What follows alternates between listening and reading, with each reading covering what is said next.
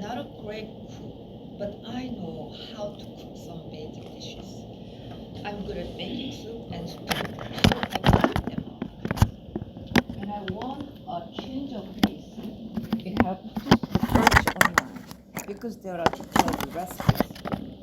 By following the instructions to the letter, you can cook mouth-watering dishes.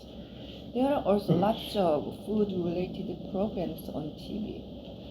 When I come across a tasty dish on a show, I memorize the recipe and try it out for myself.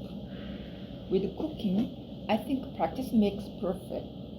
It took me a long time to cook something in the past, but now I can make things in a flash.